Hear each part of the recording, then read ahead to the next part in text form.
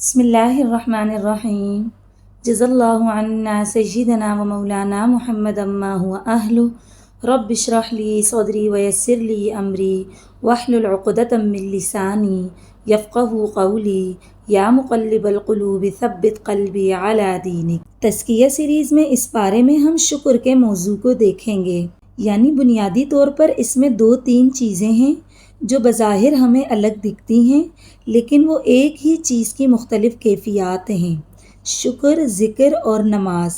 اس پارے کا ہدف صرف یہ رکھیں کہ میں نے اپنی زندگی کے اندر شکر گزاری لانی ہے۔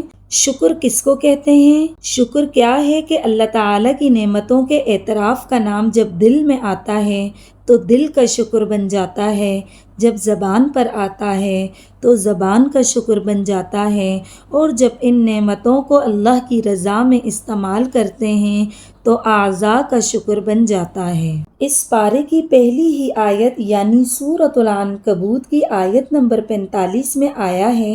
اس آیت میں لفظ ذکر آیا ہے۔ تو ذکر کیا ہے؟ ذکر تو یاد ہے۔ اللہ کی یاد دل میں آتی ہے تو اللہ بھولتا ہی نہیں۔ کسی لمحے بندہ اللہ کی محبت سے اپنے آپ کو دور کر ہی نہیں پاتا۔ جب یہ یاد زبان پر آتی ہے تو یہ ذکر زبان کا بن جاتا ہے، اور جب نیکیاں کرتے وقت صرف اور صرف اللہ کی رضا کے لیے نیکیاں کرنا شعار بن جاتا ہے تو یہ عمل کا ذکر بنتا ہے کہ ہم نے اللہ کے لیے نیکی کی۔ جب گناہ کرتے وقت یہ خوف روک دے کہ اللہ دیکھ رہا ہے تو یہ اس بات کا اظہار ہے کہ میں نے اپنے رب کو یاد کیا۔ ہمارے ہاں مخصوص جملوں میں شکر اور ذکر کو ان ساری اصطلاحات میں ڈال دیا گیا کہ جس کے بعد بالکل ہم اس کو ایک خاص رسم سمجھے ہوئے ہیں۔ لاکھ بار ہم تسبیح پر صرف ایک لفظ پڑھتے ہیں، لیکن اس کو پڑھتے ہوئے ایک بار بھی اللہ یاد نہیں آتا۔ ہم پورا قرآن پڑھ لیتے ہیں 1 گھنٹے میں 8-10 لوگوں کو ملا کر، لیکن شاید ہی اللہ ایک بار یاد آئے۔ ہم گناہوں کے گناہ کر لیتے ہیں، اللہ یاد نہیں آتا۔ اصل جو کیفیت مطلوب ہے وہ ذکر اور شکر کی ہے۔ آیت 46 اور 47 میں اللہ تعالیٰ ادب اور سلیقہ سکھا رہے ہیں کہ دیکھو اگر غیروں کے ساتھ بھی الجھو تو جھگڑے نہ کرو، بحثیں نہ کیا کرو، اپنے رب کے شاکر بندے بن جاؤ، دوسرے خود تمہاری طرف آنے لگیں گے۔ اور اگلی ہی آیت 48 میں کتنی بڑی حقیقت بیان کی گئی ہے کہ اللہ کے نبی صلی اللہ علیہ وسلم کو امی رکھنے کا مقصد کیا تھا کہ اگر آپ صلی اللہ علیہ وسلم پہلے سے پڑھے لکھے ہوتے، دانشور ہوتے، اس کے بعد ایک دم جبرائیل علیہ السلام آ کر فرماتے، اے محمد صلی اللہ علیہ وسلم اپنے رب کا نام لے کر پڑھو، لوگ کہتے اپنے استاد سے سیکھ کر آ گئے۔ ایسا ہی ہے نا؟ پڑھا لکھا شخص اگر بات کرے تو آپ فوراً سوچ لیتے ہیں کہ بھائی اس نے کسی سے سیکھ لی ہوگی، لیکن وہ شخص جس نے کبھی کسی سے کچھ نہیں کہا، کسی سے پڑھا نہیں، وہ آ کر کہتے ہیں اے محمد صلی اللہ علیہ وسلم اپنے رب کا نام لے کر پڑھو، تو پتہ چلتا ہے کہ یہ بات صرف رب کی طرف سے ملی ہے۔ یعنی اللہ کے نبی صلی اللہ علیہ وسلم کا امی ہونا بھی ایک رحمت ہے، ورنہ آپ صلی اللہ علیہ وسلم پر کتنے بڑے الزام لگتے۔ مکہ والے نشانیوں کی تلاش کرتے تھے، کیا یہ قرآن اتنی بڑی نشانی نہیں دکھتی؟ آپ دیکھیے کہ ہر نبی کو مختلف معجزات دیے گئے، وقت کے ساتھ ختم ہو گئے۔ اللہ کے نبی صلی اللہ علیہ وسلم کو قرآن کا معجزہ دیا گیا۔ اس سے پتہ چلتا ہے کہ جو لوگ قرآن پاک کو اللہ کا کلام سمجھتے ہیں، آج بھی وہ اس بات کا اقرار کریں گے کہ یہ اللہ کے نبی صلی اللہ علیہ وسلم کا نہیں، اللہ کا کلام ہے۔ ہم سب اپنے آپ کو کتنا خوش قسمت سمجھتے ہیں۔ یہاں تھوڑا سا محاسبہ بھی کریں گے اور دعا کرتے ہیں ہم سے اس کتاب کی ناقدری نہ کروانا، اس نعمت عظمیٰ کی ناشکری نہ کروانا۔ اسی طرح آیت 57 میں اللہ تعالیٰ فرما رہے ہیں کہ ہر نفس کو موت کا ذائقہ چکھنا ہے، اور یہ قرآن پاک میں تیسری دفعہ آیا ہے، تو ذرا سوچیں پھر کیا ہوگا۔ اپنی موت کا تصور کریں، کیا یہ زندگی اللہ کی نعمت نہیں ہے؟ موت آئے گی تو کوئی روک سکے گا؟ نہیں روک سکے گا، اور اللہ تعالیٰ فرما رہے ہیں کہ تمہیں واپس تو میرے پاس ہی آنا ہے حساب دینے۔ صرف چند سیکنڈ تک آنکھ بند کر کے اپنی موت کا سوچیں، کیا حال ہوگا، کیا ذائقہ ہوگا میری موت کا۔ اور اگلی ہی آیت نمبر 58 میں اللہ تعالیٰ کی قدردانی بیان کی گئی ہے۔ آپ دیکھیے کہ جنت کیا ہے، اللہ کی قدردانی ہے۔ جیسے ہم شکر کرتے ہیں اسی طرح اللہ بھی شکر کرتا ہے۔ اللہ کا شکر کیا ہے؟ بندے کے تھوڑے سے عملوں کو قبول کر لے۔ ایک روایت کا خلاصہ ہے کہ جو بندہ دنیا میں اللہ کی دی ہوئی تھوڑی تھوڑی نعمتوں پر راضی ہو گیا، کل اللہ تعالیٰ اس سے بڑے بڑے اعمال نہیں مانگے گا، اس کی چھوٹی چھوٹی نیکیاں قبول کرے گا۔ اسی طرح آیت 62 میں رزق کی بات ہوئی، تھوڑا سا اس کو ہم شکر کے ضمن میں دیکھیں گے۔ اللہ تعالیٰ کسی کو زیادہ دیتا ہے اور کسی کو کم دیتا ہے۔ کیا مطلب ہے اس کا؟ اللہ تعالیٰ کسی کو زیادہ دے کر آزماتا ہے کہ اس کا زیادہ شکر ادا کرتے ہو یا نہیں، اس طرح کہ اس میں دوسرے لوگوں کو شامل کر کے آپ کے پاس جو زائد چیز ہے آپ سمجھ لیں کہ وہ دوسرے کی تھی، جو آپ کے گھر میں پڑی ہوئی ہے۔ کسی کو اللہ کم دیتا ہے، کیا دیکھتا ہے کہ یہ تھوڑے پر صبر کرتا ہے اور یہ کہ شکر گزار بنتا ہے یا نہیں۔ دیکھا جائے تو ہر بندہ اس امتحان میں ہے کہ اللہ کے دیے ہوئے کو کہاں خرچ کرتا ہے۔ پھر دیکھیں کہ رزق کی کمی کو آپ کیسے پورا کریں گے، اپنی خواہشات کو چھوٹا کر کے۔ اور حقیقت یہ ہے کہ جس کی خوشیاں چھوٹی ہیں، سستی خوشیوں والے خوش رہتے ہیں۔ شکر گزار وہ نہیں ہیں کہ جن کی الماریاں کپڑوں سے بھری پڑی ہیں، پورا گھر چیزوں سے بھرا ہوا ہے۔ شکر گزار وہ ہے جو ضرورت کے لیے لے اور اسی پر خوشیاں منائے۔ اللہ تعالی ہمیں ایسے لوگوں میں کر دے۔ آیت 65 اور 67 میں کچھ ناشکریوں کا تذکرہ کیا گیا ہے، اور آخری آیت 69 میں دوبارہ محنت کی بات ہوئی۔ اس صورت کے شروع میں بھی مجاہدے کی بات کی تھی۔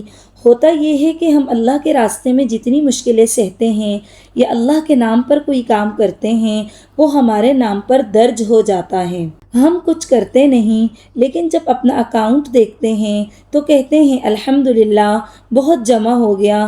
تو اس دنیا کی محنتیں، مجاہدے اور مشکلات، اللہ کی دی ہوئی کمیوں پر راضی ہو جانا، یہ کل قیامت کے دن اللہ کی معیت کا ذریعہ بنے گی۔ اللہ تعالیٰ محسنوں کے ساتھ ہے۔ محسن کون ہے؟ جو حسن کے درجے پر کام کرے۔ شکر کے درجے میں سب سے اعلیٰ شکر کیا ہے؟ صبر کا ایک مقام آ جاتا ہے جو سب سے آخری درجہ ہوتا ہے کہ بندے کو تکلیف، غم اور خوشی ہونے لگتی ہے کہ مجھے میرے رب کے قریب کرے گی یہ شکر۔ آپ کہہ سکتے ہیں صبر ایک مقام پر پہنچ کر شکر میں ڈھل جاتا ہے۔ اسی طرح جو بندہ اپنی زندگی میں شکر کا رویہ اختیار کرے گا، اس کے ساتھ صبر خود ہی آئے گا، اور اللہ کی کتاب ہمیں یہی سبق دیتی ہے۔ سورہ روم میں بھی کچھ قوموں کا شکر گزاریوں اور کچھ کی ناشکریوں کا تذکرہ ہے۔ بہت ہی خوبصورت صورت ہے اور انسانی فطرت کو بہت پکارتی ہے، کیونکہ اس صورت میں فطرت کا تذکرہ کئی بار آتا ہے، اور اس صورت میں اللہ تعالی ہمیں اپنے آپ پر غور کرنے کی دعوت دے رہا ہے۔ آیت نمبر 8 میں لفظ منکر آیا ہے۔ جہاں بھی لفظ منکر آئے تو اس کا مطلب ناشکرا پن ہے۔ آپ دیکھیے کیوں ایسا ہوتا ہے۔ جو آپ سے ملاقات نہیں کرنا چاہتا، جس نے یا تو آپ کا کچھ دینا ہوتا ہے یا پھر نقصان کیا ہوتا ہے۔ ایک ایمان والے کی زندگی اس طرح کی زندگی ہوتی ہے۔ ہر لمحہ اس کی طلب کیا ہے کہ اے اللہ تجھے دیکھوں، ملاقات کروں، جنت طلب کروں۔ ایک ایمان والے کی یہ دو خواہشیں ہوتی ہیں۔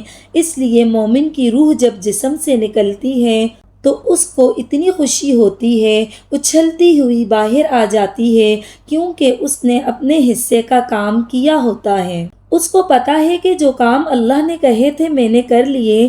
اس کے برعکس کافر اور فاسق ساری زندگی وہ کرتا ہی نہیں جو کرنے کا حکم تھا۔ سامنا کرے تو کس طرح کرے؟ ایک شخص فوت ہو رہا تھا تو اللہ کے نبی صلی اللہ علیہ وسلم نے پوچھا بتاؤ کیا حالات ہیں؟